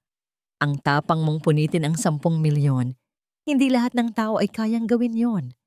Nasaan si... Nasaan si Mang Ricky?" Sa wakas ay tanong ni Maya. Ang boses ay nanginginig. Ngumiti si Leo. "Ang Tito Ricardo ko? Huwag kang mag-alala. Nasa mabuti na siyang kalagayan. Nasa isang lugar kung saan hindi na siya magugulo ng mga taong tulad mo. Wala akong ginagawang masama sa kanya." "Talaga ba?" sabi ni Leo, bahagyang sumandal.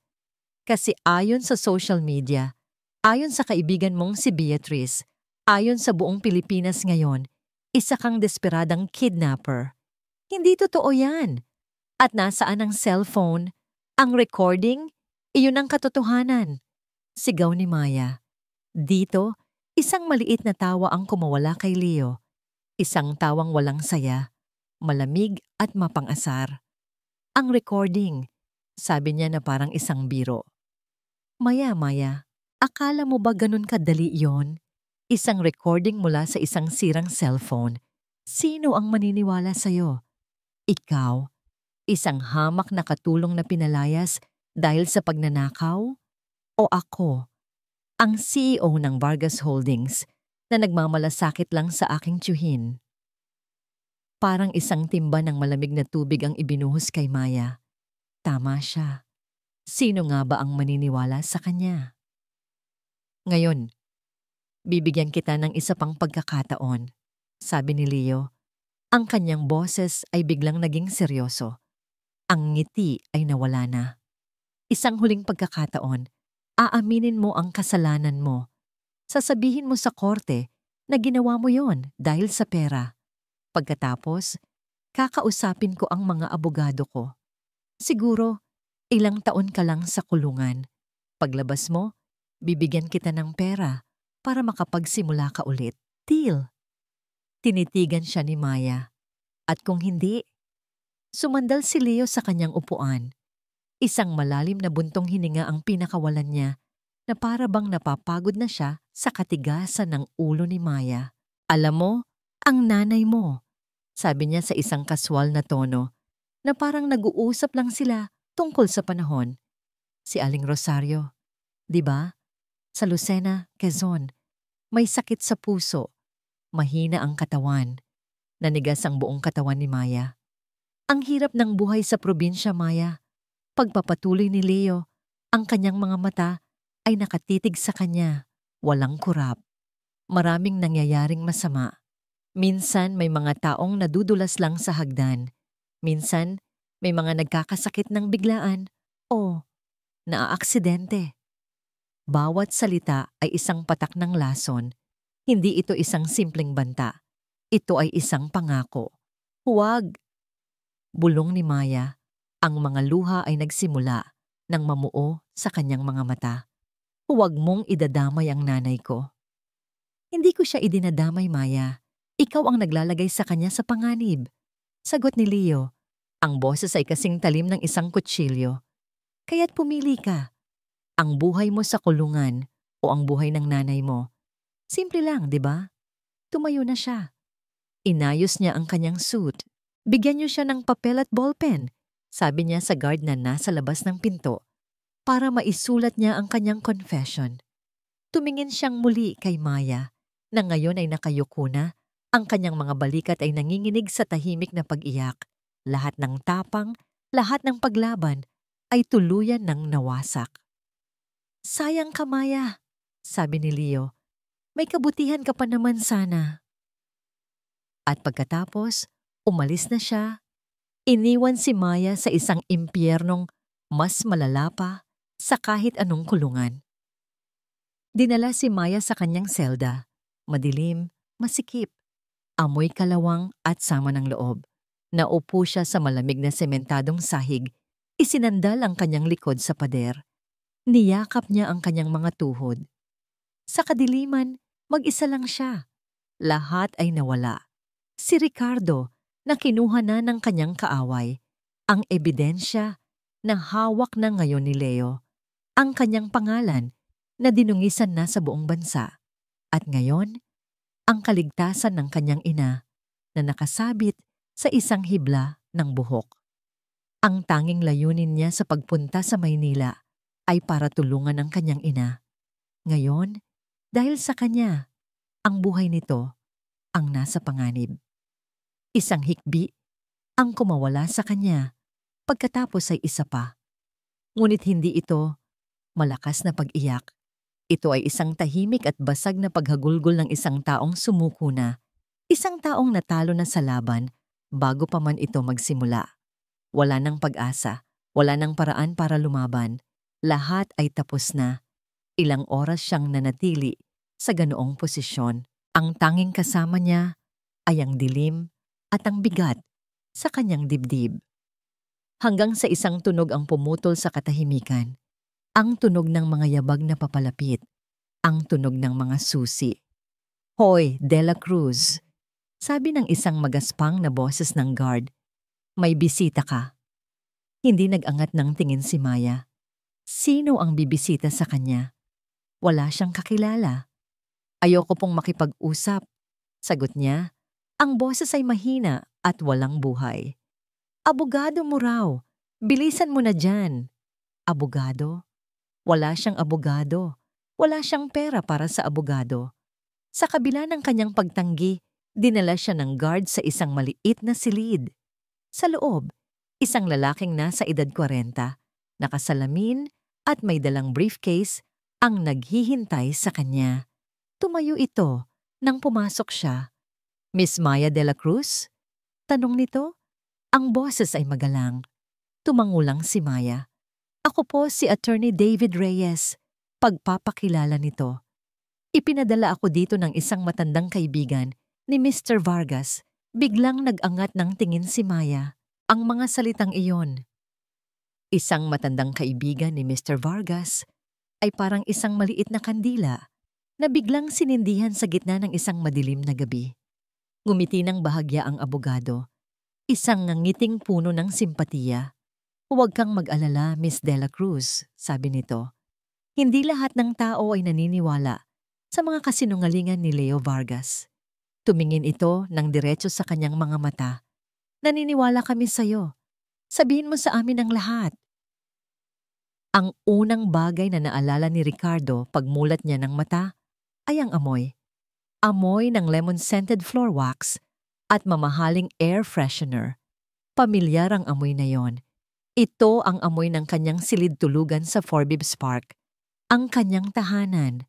Ngunit hindi ito tahanan. Isa itong kulungan na gawa sa ginto. Dahan-dahan siyang bumangon. Ang kanyang ulo ay mabigat at ang kanyang isip ay malabo, na para bang may isang manipis na kurtina na nakaharang sa pagitan niya at ng realidad. May gamot.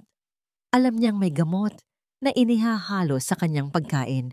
Lumapit siya sa bintanang salamin na mula sahig hanggang kisame.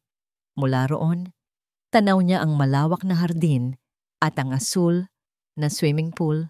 Sa labas ng gate, nakita niya ang 2 security guard. Hindi sila ang kanyang mga dating tauhan. Mga bago sila. Mga tao ni Leo. Ang huling malinaw na alaala niya ay ang mukha ni Maya. Puno ng luha habang hinihila ito palayo. Ang kanyang pangalan na isinisigaw nito, ang pakiramdam ng kawalan ng pag-asa.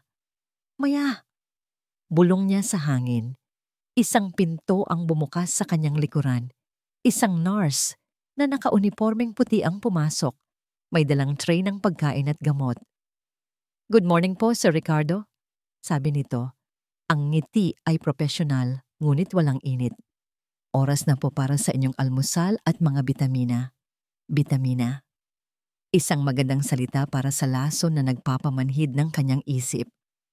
Tinitigan ni Ricardo ang nurse. Sino ka? Tanong niya. Ang boses ay sinadya niyang gawing mahina at nalilito. Ako po si Nurse Elaine, sir. Ang inyong private nurse. Kailangan niyang magpanggap. Kailangan niyang ipakitang gumagana ang kanilang plano. Na siya ay isang matandang ulyanin na walang kalaban-laban. Iyon ang tanging paraan para manalo sa larong ito. Nasaan? Nasaan si Leo? Tanong niya. Nasa opisina po, sir. May mahalaga po siyang press conference ngayong hapon. Pero babalik din po siya mamaya para dalawin kayo. Press conference. Alam ni Ricardo kung para saan yon. Ito na ang araw. Ito ang araw na opisyal na idedeklara ni Leo sa buong mundo na siya, Sir Ricardo Vargas, ay wala nang kakayahang mag-isip at mamahala. Ito ang araw na tuluyan nang aagawin ni Leo ang lahat. Tumangulang si Ricardo at umupo para kumain. Sinunod niya ang lahat ng sinabi ng nurse. Uminom siya ng gamot. Pagkatapos ay humiga siyang muli. Ipinikit ang kanyang mga mata. Nagpanggap siyang tulog. Sa ilalim ng pagkukunwaring iyon, ang kanyang isip ay gumagana ng mas mabilis kaysa dati. Kailangan niyang makahanap ng paraan para makalabas. Kailangan niyang makahanap ng paraan para makipag-ugnayan sa labas. Ngunit paano? Sa isang maliit at ligtas na opisina, sa isang hindi kilalang gusali sa Quezon City, ang kapaligiran ay puno ng tensyon. Nakalabas na si Maya sa kulungan. Si Attorney Reyes, gamit ang kanyang koneksyon at ilang legal na teknikalidad, ay nagawang iparelease siya for further investigation. Ngunit alam nilang lahat na pansamantala lang iyon. Isa lang itong maliit na panalo sa isang malaking digmaan. Kasama nila sa silid ang tatlong tao. Si Mr. Gomez, ang matandang Chief Financial Officer ng Vargas Holdings, ang pinakamatapat na kaibigan at kasama ni Ricardo sa loob ng 40 taon. Si Ana, ang dating executive assistant ni Ricardo, isang babaeng matalino at alam ang lahat ng pasikot-sikot sa kumpanya. At si Ben, ang dating pinuno ng security ni Ricardo, isang malaking lalaki na ang katapatan ay nasa kanyang dating boss pa rin. Sila ang mga huling taong nananatiling tapat kay Ricardo. Sila ang mga taong hindi naniwala sa mga kasinungalingan ni Leo. Sila ang mga taong handang isugal ang lahat. Ang press con ay mamayang 3:00, sabi ni Ana. Ang kanyang mga mata ay nakatutok sa kanyang laptop. Inimbitahan nila ang lahat ng major news outlets. Ito na ang huling galaw niya. At kapag nangyari yon, dagdag ni Mr. Gomez, ang kanyang mukha ay puno ng pag-aalala. Kapag napirmahan na niya ang mga dokumento na nagpapatunay na incapacitated na si Ricardo, tapos na ang lahat, maging legal na ang kanyang pag-upo bilang CEO. Lahat sila ay napatingin kay Maya. Siya na kanina lang ay isang simpleng katulong, ay nasa gitna na ngayon ng isang malaking plano. Ang takot ay naroon pa rin sa kanyang puso, lalo na ang banta ni Leo sa kanyang ina.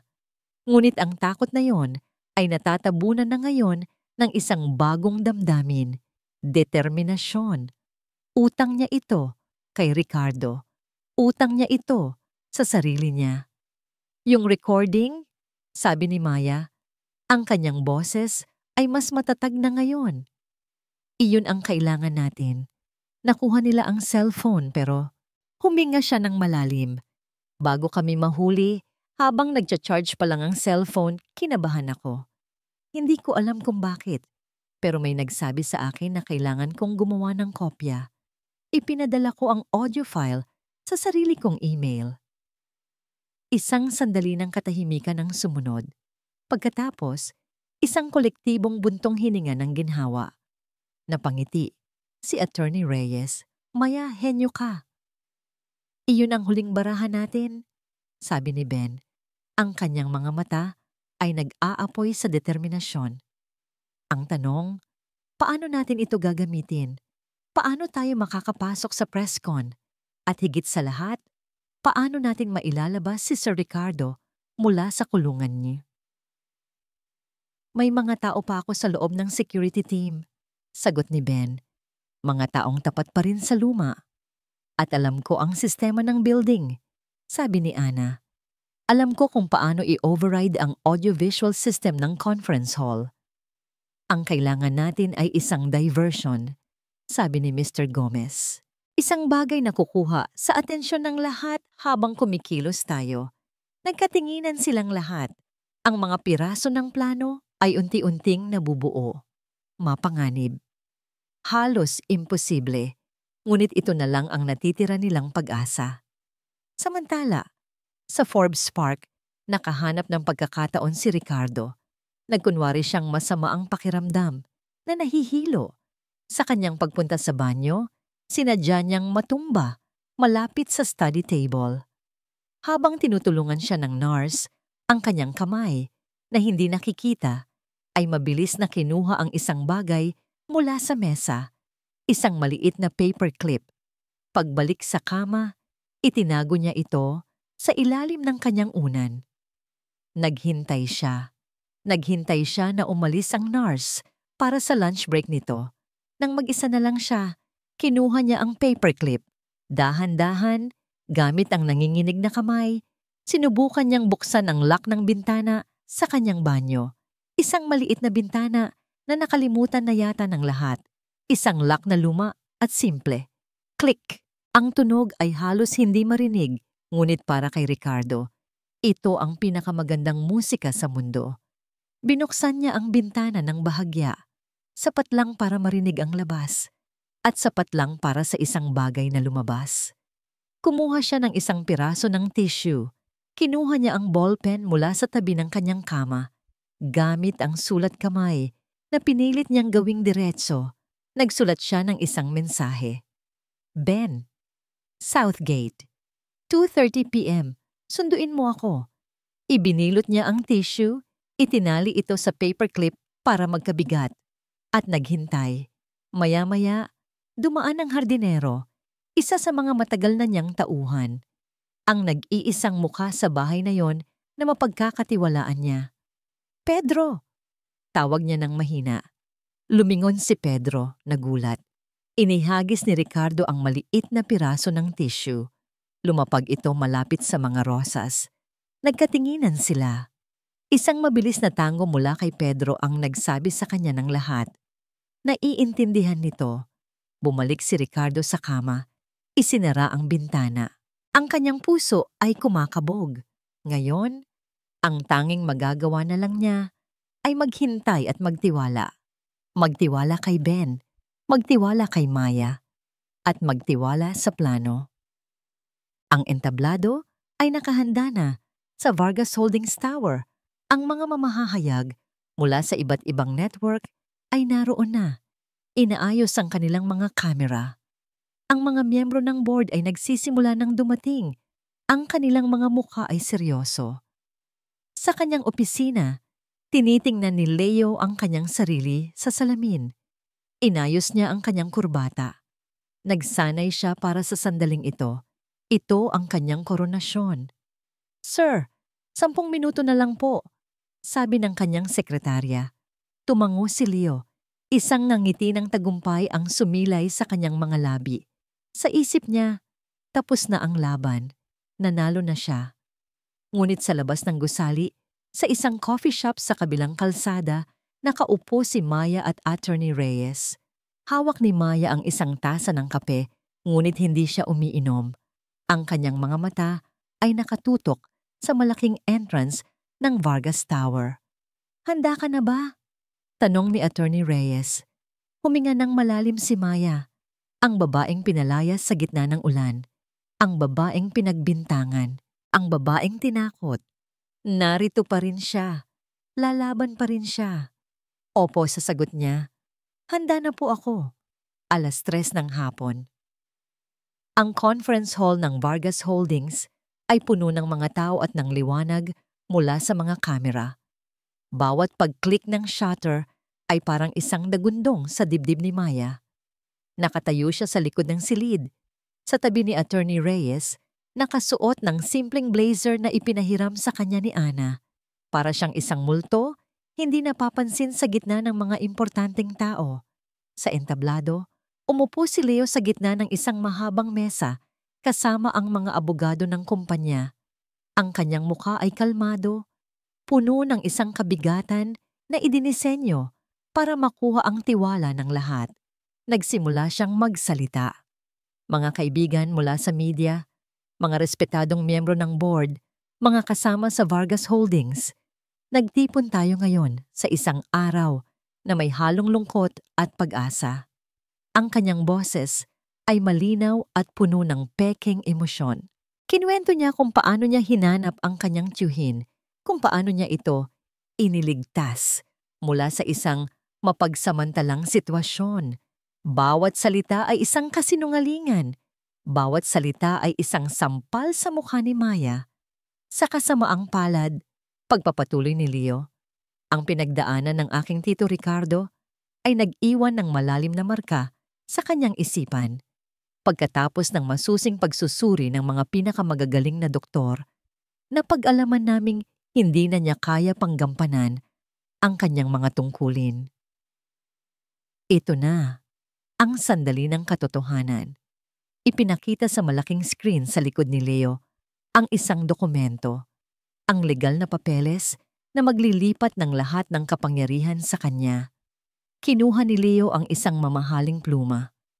Kaya't sa bigat ng aking puso, habang dahan-dahang ibinababa ni Leo ang dulo ng pluma sa papel, tumango si Attorney Reyes kay Maya. Ito na ang hudyat. POV Ricardo Vargas. Ang biyahe mula Forbes Park ay isang malabong panaginip. Nagawa siyang itakas ni Ben gamit ang isang lumang service van, dumaan sa mga likurang kalsada na tanging sila lang ang nakakaalam. Ngayon, nasa loob sila ng gusaling itinayo niya, gumagalaw sa mga pasilyo na parang mga anino. Nakahanda na si Ana sa control room, sir. Bulong ni Ben sa kanyang earpiece. Nagsisimula na ang diversion. Sa labas ng conference hall, isang grupo ng mga peking rallyista, mga tauhan ni Ben, ang biglang nagsimulang mag-ingay. Ibalik si Ricardo Vargas. Huwag ibenta ang kumpanya. Ang atensyon ng karamihan sa security ay napunta sa kanila. Iyon ang pagkakataong kailangan nila. Halika na, sir, sabi ni Ben. Ginagabayan siya papunta sa isang pinto sa gilid ng entablado. Habang naglalakad, narinig ni Ricardo ang boses ni Leo mula sa mga speaker. Ang boses ng kanyang pamangkin. Ang boses ng taong sumira sa kanyang buhay. Ang dugo sa kanyang mga ugat ay nagsimulang kumulo. Ang pagiging mahina at nalilito ay tuluyan ng nawala, napalitan ng isang malamig at matigas na galit. Huminto sila sa likod ng kurtina. Mula roon, nakita niya ang lahat. Nakita niya si Leo, na akmang pipirma. At nakita niya si Maya, nakatayo sa likod, ang kanyang mukha ay determinado. Sa sandaling iyon, isang pakiramdam ng pagmamalaki at pasasalamat ang bumalot sa puso ni Ricardo para sa babaeng iyon. Isang babaeng wala, ngunit handang isugal ang lahat para sa tama. Oras na. Oras nang tapusin ito. POV Maya de la Cruz. Nang ilapat na ni Leo ang pluma sa papel, biglang namatay ang screen sa kanyang likuran. Ang legal na dokumento ay nawala. Isang sandali ng kalituhan. Nagbulungan ang mga tao. Kumunot ang noo ni Leo. Technical difficulties lang po, sabi niya sa mikropono. Sinusubukang panatilihin ang kanyang composure, ngunit hindi na bumalik ang dokumento. Sa halip, isang itim na screen ang lumitaw. Pagkatapos, isang tunog. Static. Tumingin si Maya sa control booth sa itaas. Nakita niya ang anino ni Ana. Tumango ito. At pagkatapos, umalingaw-ngaw sa buong conference hall ang isang boses. Isang boses na puno ng galit at kapangyarihan. Ang boses ni Ricardo Vargas. Hindi mo makukuha ang kumpanya sa ganitong paraan, Leo. Naniga si Leo sa kanyang kinauupuan. Ang pluma ay nahulog mula sa kanyang kamay. Ang dugo ay nawala sa kanyang mukha. Sumunod ang boses niya, ang sarili niyang boses na puno ng kasamaan na hindi maitatago ng anumang suit o pekeng ng ngiti. Dapat sa amin to ng tatay ko. Kung hindi mo to ibibigay, kukunin ko sa paraang gusto ko. Magbabayad ka, tito. Isang kolektibong paghinga ng gulat ang narinig sa buong silid. Lahat ng kamera ay nakatutok ngayon kay Leo. Ang kanyang maskara ay tuluyan ng nabaklas. At pagkatapos, ang pinakakikilatis na bahagi. Ang tunog ng preno, ang tunog ng pagbangga, ang tunog ng nababasag na salamin, katahimikan. Ang recording ay tapos na, ngunit ang epekto nito ay nagsisimula pa lang. Walang sino man ang gumagalaw, walang sino man ang nagsasalita, hanggang sa isang tao mula sa audience ang sumigaw. Attempted murder! Doon na nagsimula ang kaguluhan. Sa gitna ng lahat, isang pamilyar na mukha ang lumitaw sa entablado. Si Beatrice, sinusubukan niyang tumakas, ngunit hinarang siya ng mga gwardiya ni Ben. At pagkatapos, bumukas ang pinto sa gilid ng entablado. Isang anino ang lumabas at humakbang papunta sa liwanag. Si Ricardo Vargas, hindi ang mahinang Mang Ricky, hindi ang litrato sa balita. Ang tunay na Ricardo Vargas, nakatayo ng tuwid. Ang kanyang mga mata ay nag-aapoy.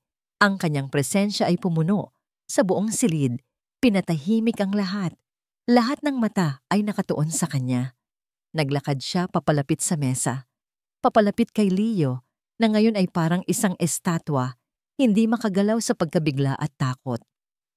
Huminto si Ricardo sa harap ng kanyang pamangkin. Ang dalawang Vargas magkaharap sa wakas. Titito!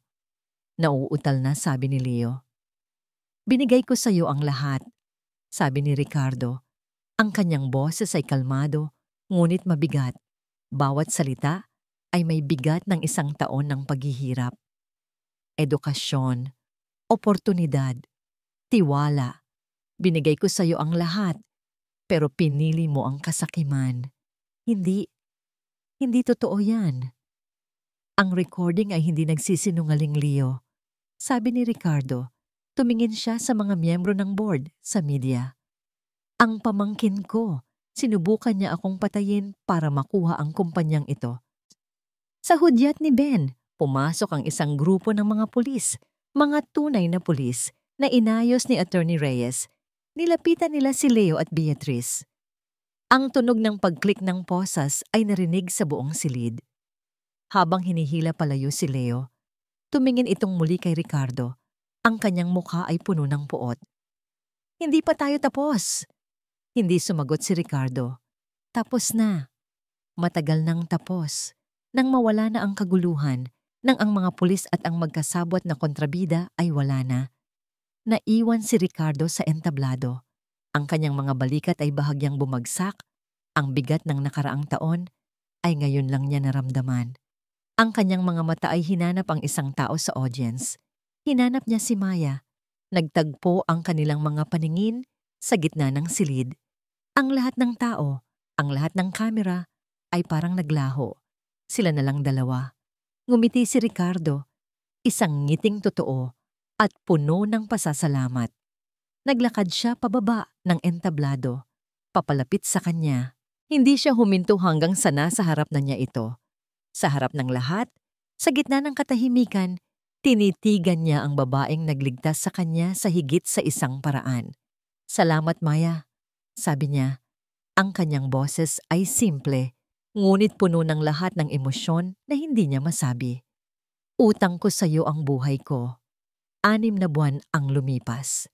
Ang ingay ng eskandalo sa Vargas Holdings ay unti-unti nang humupa, napalitan ng mga balita tungkol sa muling pagbangon nito. Si Leo Vargas at Beatrice ay napatunayang nagkasala at ngayon ay pinagdurusahan ang kanilang mga krimen sa likod ng rehas. Ang hustisya, bagamat mabagal, ay nagwagi. Ngunit para kay Maya, ang tunay na pagbabago ay hindi nangyari sa mga news headline o sa stock market. Nangyari ito sa mga tahimik na sandali. Nakatayo siya ngayon sa harap ng boardroom ng Vargas Holdings, hindi bilang isang katulong, hindi bilang isang akusado, kundi bilang ang bagong pinuno ng binuo nilang Vargas de la Cruz Foundation. Nakasuot siya ng isang simpleng navy blue dress. Ang kanyang buhok ay maayos na nakatali. Ngunit ang pinakamalaking pagbabago ay wala sa kanyang pananamit, nasa kanyang mga mata.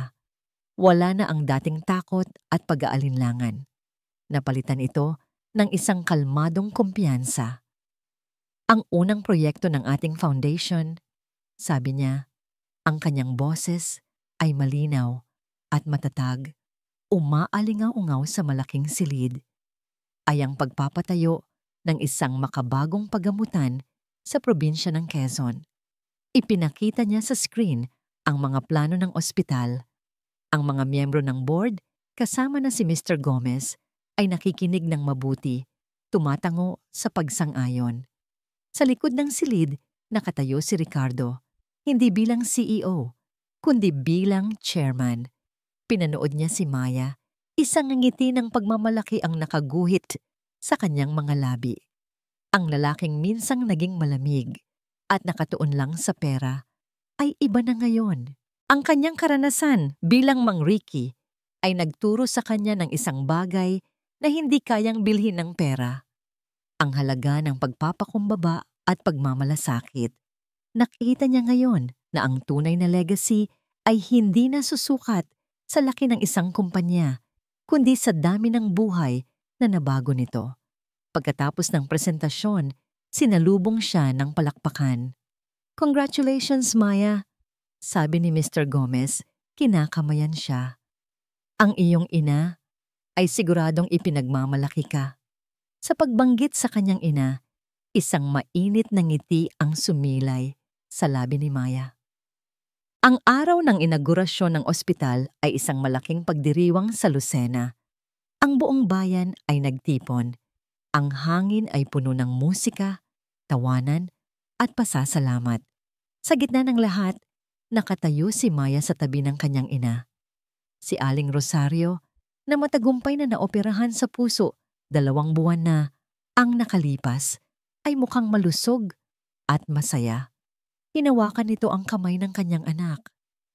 "Anak," sabi ni Aling Rosario, ang kanyang mga mata ay nangingilid sa luha. "Tingnan mo ang lahat ng ito. Ikaw ang gumawa nito." Umiling si Maya. "Hindi lang po ako, Nay. Tayong lahat po." Tumingin siya sa paligid. Nakita niya ang kanyang mga kapatid na ngayon ay nakakapag-aral na ng mabuti. Nakikita niya ang mga mukha ng kanyang mga kababayan puno ng pag-asa. At nakita niya si Ricardo na papalapit sa kanila. "Aling Rosario," bati ni Ricardo nang may magalang na ngiti.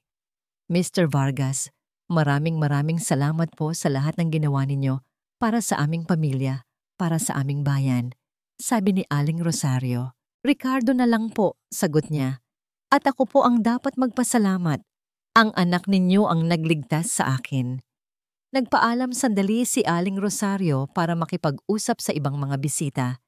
Iniwan sina Maya at Ricardo na magkasama, nakatanaw sa bagong gusali ng ospital. Isang malaking arko sa entrance ang may nakasulat na pangalan, De la Cruz Vargas Medical Center. "Hindi ko akalain na aabot tayo sa araw na ito," sabi ni Maya. Ang kanyang boses ay isang mahinang bulong. "Ako rin," sagot ni Ricardo. "Minsan, kailangan muna nating mawala ang lahat para mahanap natin kung ano talaga ang mahalaga." Tumingin siya kay Maya. Ang kanilang mga mata ay nagtagpo. Sa loob ng 6 na buwan, ang kanilang relasyon ay lumalim. Mula sa isang tagapagligtas at isang biktima, naging magkaibigan sila, naging partners, at sa mga tahimik na pagitan, may isang damdamin na nabubuo.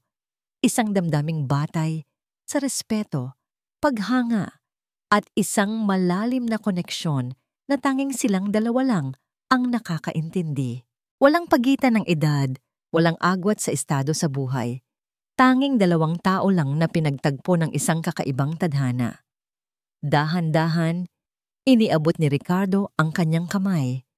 Hindi bilang isang amo, hindi bilang isang bilyonaryo, kundi bilang isang kaibigan, isang kasama. Ito pa lang ang simula, Maya, sabi niya. Tinanggap ni Maya ang kanyang kamay. Ang palad nito ay mainit at pamilyar.